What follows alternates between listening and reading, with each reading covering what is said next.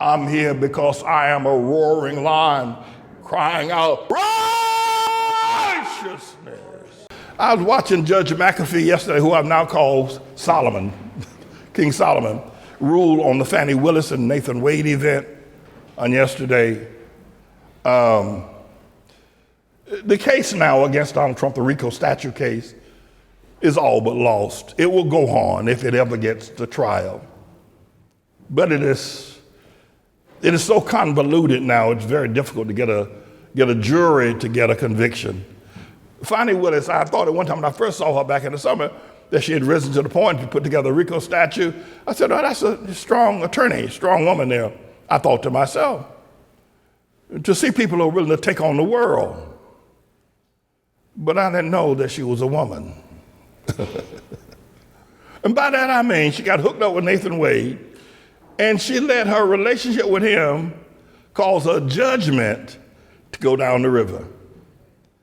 And I think that Judge McAfee, who I'm now referring to as Solomon, because the wisdom he gave out in that judgment, that 23-page order he wrote the other day, was on the order of Solomon's wisdom, where it says there's an odor of mendacity here.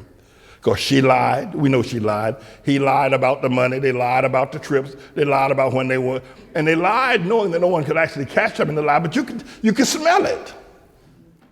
In the phrase he used, an odor of mendacity, I thought that was awfully philosophical for him to say that about her. Their careers are over with, by the way. Fannie Willis, Nathan Wade, they may have been up and coming. It's over with. And she allowed herself to think that because she held position, she held ultimate power. She didn't. And she allowed herself to think as well that I'm not going to let anybody tell me who I can sleep with and who I can't sleep with. She was wrong. The moment that news broke that the two of them had been getting it on, she should have fired them instantly. Said, I don't know the man. That she'd done that first date, there'd been no problem. But she didn't. And now her career is over with. And I wanted to make a statement about that today as early as I possibly could, because she then has to face the Georgia State Bar, who's going to look at her beyond what Judge McAfee did. Judge McAfee, in his wisdom, said it really wasn't his job to judge whether or not she is ethically, if you will, ready to continue to serve, whether she lied to the court.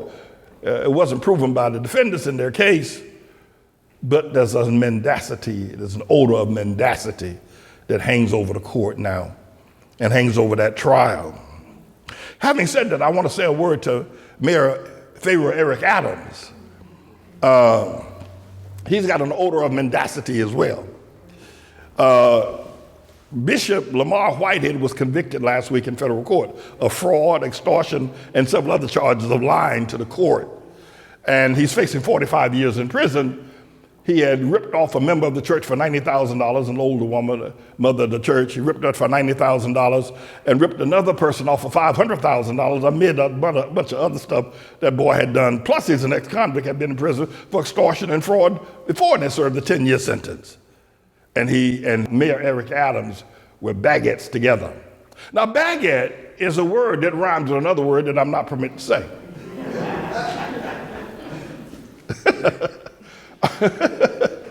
So I call them baguettes. They've been to Paris, France. They had this beautiful bread called baguette.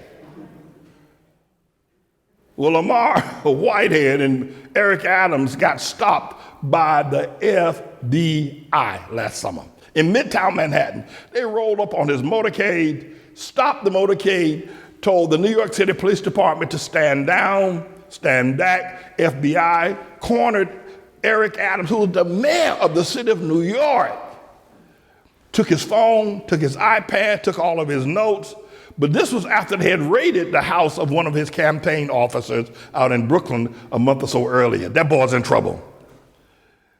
Last week, 2 weeks ago, up in the Bronx, at 6 o'clock in the morning, the FBI raided 2 homes of Eric Adams, if you will, campaign advisor. The boy is in trouble. And he's going to jail. And he's going to jail because of his baguette relationship with Lamar Whitehead. Lamar Whitehead got busted and then began to squeal, spill the tea on Eric Adams. And so you have this vicious cycle